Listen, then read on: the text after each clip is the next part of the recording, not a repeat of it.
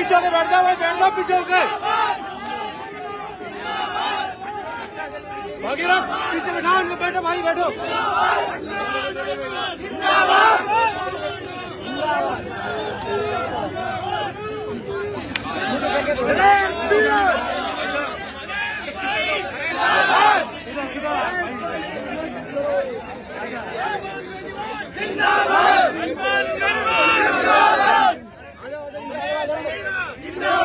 मैं चलो जब जब छात्र बोला है राज सिंहासन डोला है, जब जब हनुमान बोला है राज सिंहासन डोला है। हमारी मांगें पूरी करो, पूरी करो, पूरी करो। विशेष शिक्षक भर्ती करो, भर्ती करो, भर्ती करो।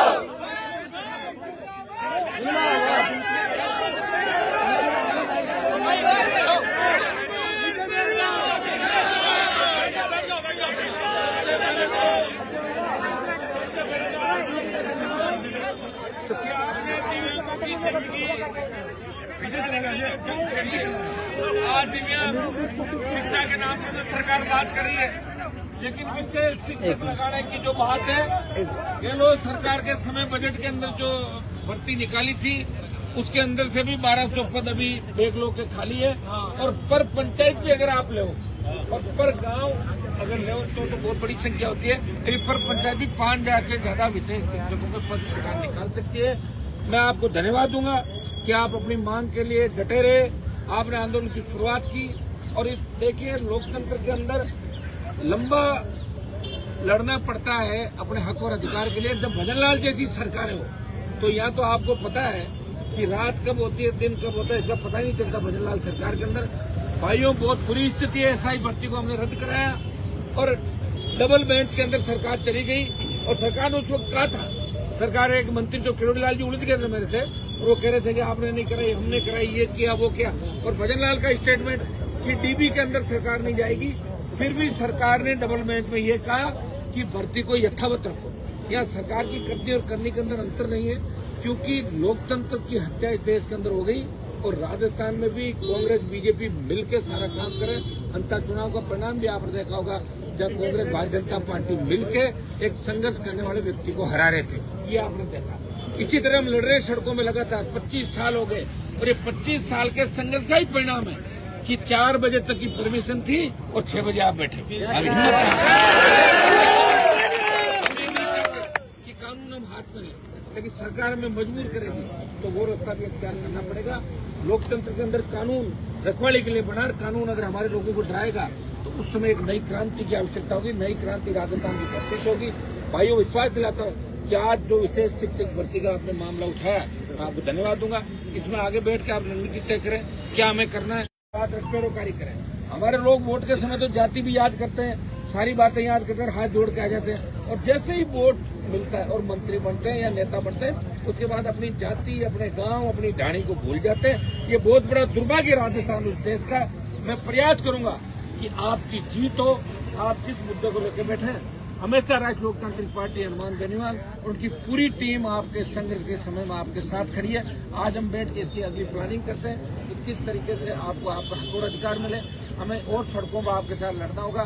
तो तमाम राजस्थान के बेरोजगार, तमाम सुविधा कर्मी, जो मुद्दे हैं, इनको एक साथ लेके हम राजधानी में पड़ाव डालेंगे, राजधानी की ओर कूच करेंगे और भजनलाल सरकार को झुकाएंगे और आप सब छोटे भाइयों की जीत कराएंगे। बहुत बहुत संगत के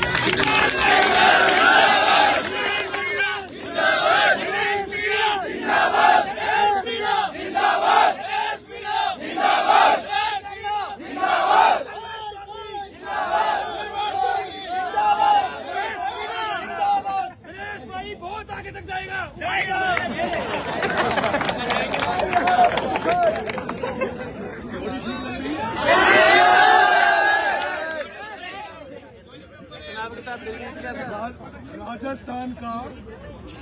राजस्थान का सबसे बड़ा विश्वविद्यालय राजस्थान विश्वविद्यालय, और उस राजस्थान विश्वविद्यालय में भी एक बार थर्ड मोर्चा बना और उसकी रूपरेखा भी नरेश मीणा ने बनाई थी।